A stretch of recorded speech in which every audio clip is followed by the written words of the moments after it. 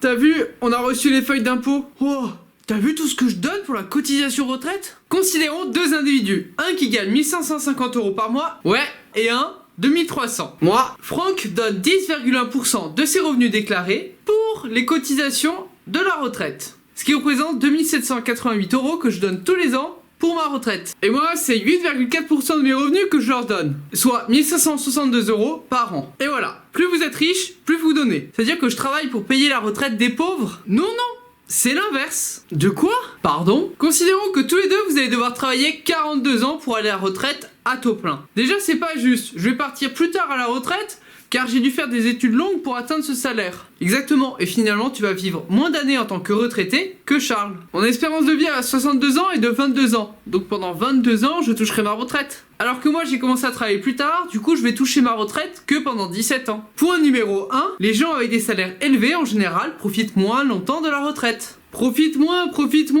mais on n'a quand même pas les mêmes retraites. En sachant que nos retraites sont environ de 50% de notre salaire, moi j'aurai que 775 € par mois. Et moi, 1150. Pour info, je suis pas sûr parce qu'il y a des quotas.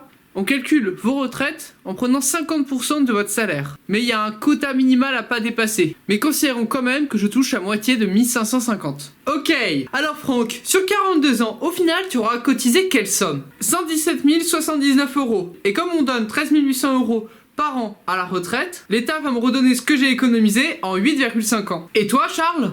65 620 € de cotisés. Et au final, on va me verser 9 300 € par an. Donc en 7 ans, l'État me redonne tout l'argent que je lui ai donné. Alors pendant combien de temps vous allez recevoir de l'argent non cotisé? C'est-à-dire que de l'argent que vous n'avez pas donné à l'État, mais que pourtant l'État va vous donner, va vous financer. 14,5 ans. Et moi, 13 ans. Les gens avec des salaires intermédiaires vont profiter sur plus d'années à recevoir de l'argent qui n'a pas été cotisé avant, que ceux qui ont un salaire conséquent. Autrement dit, si vous avez un salaire moyen, vous serez payé plus longtemps à la retraite avec de l'argent que vous n'avez pas donné avant que si vous avez un salaire élevé. Mais, les caisses de retraite vont vous verser quelle somme en plus de ce que vous avez déjà donné? Sur 14,5 ans, je vais recevoir 134 850 € que je n'ai pas cotisé, que je n'ai pas donné à l'État avant. Et moi, sur 13,1 ans, je vais recevoir 180 780 €. Donc les salaires les plus élevés sont payés pendant moins longtemps en nombre d'années de retraite, mais ça coûte plus cher à la caisse de retraite. Comme Franck coûte plus cher à la caisse de retraite que ce qu'il nous rapporte, la retraite de Franck est forcément financée par des moyens autres, comme les cotisations des classes populaires. Autre point que tu n'as pas abordé, l'espérance de vie moyenne à la naissance est différente en fonction du salaire que vous aurez durant votre vie. On a considéré que je gagnais 1550 € par mois. Mon espérance de vie est donc de 78,5 ans. Et moi, avec mes 2300 € par mois qu'on a considéré, mon espérance de vie est de 82 ans, selon l'INSEE. Attention, j'ai pris toujours le chiffre des hommes, que ce soit pour les espérances de vie en fonction des revenus, que pour l'espérance de vie en fonction de l'âge. Dans cette vidéo, on a expliqué la différence de salaire de ces deux individus, en justifiant que l'individu le plus aisé avait fait 5 années d'études. Mais, grâce à ces 5 années d'études supplémentaires, il gagne plus et il vit 3,5 ans de plus. Donc, là, je vous laisse en conclure ce que vous voulez.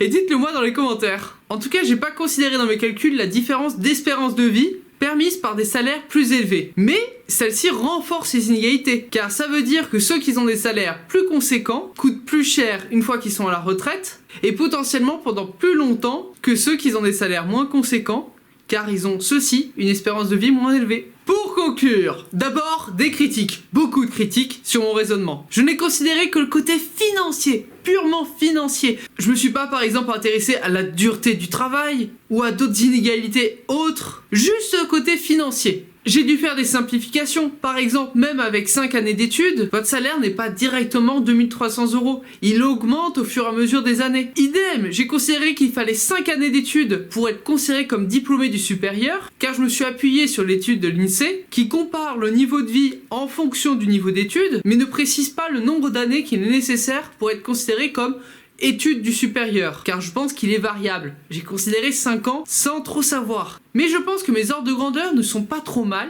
et ils sont impressionnants. En tout cas, je trouve. Franck a par exemple cotisé pour la retraite, juste pour la retraite, durant toute sa vie, 117 000 €. Le prix d'un appartement. Charles va recevoir 134 850 € d'argent qu'il n'a même pas donné à l'État avant. d'argent qu'il n'a pas cotisé. On va lui redonner toute la somme qu'il a cotisée, plus cette somme-là. C'est incroyable comme système. Franchement, c'est incroyable. Les classes moyennes sont celles qui reçoivent le moins par rapport à ce qu'elles donnent, en comparaison aux autres classes. Mais elles reçoivent quand même 2 fois leur somme qu'elle a donnée à l'État. Donc à chaque fois que vous donnez 1 euro pour la cotisation retraite quand vous êtes actif, c'est comme si plus tard vous redonnez 2 euros. Les plus aisés coûtent le plus cher à la caisse de retraite, malgré que leur contribution est aussi la plus importante. On parle quand même de 10,01% de leur revenu qui part dans la caisse de retraite. Mais avec tous ces chiffres, on peut se demander, mais comment ce système est-il viable? Bien, si vous cotisez toute votre vie, mais que vous n'atteignez pas l'âge de la retraite, c'est de l'argent qui rentre dans les caisses, mais qui ne ressort pas. Et attendez, donc là, c'est fou. Ça veut dire que ce système incroyable est possible que parce que certains d'entre nous ne toucheront jamais leur retraite. Si tout le monde arrivait à l'âge de la retraite, ça ne serait pas viable. Et les plus gros gagnants avec ce système sont les plus riches, car ils reçoivent beaucoup plus que ce qu'ils ont donné. Mais les gros perdants sont les plus riches qui n'arrivent pas à l'âge de leur retraite, car ils donnent beaucoup durant la période où ils sont actifs, et cette fois-ci ne recevront rien plus tard.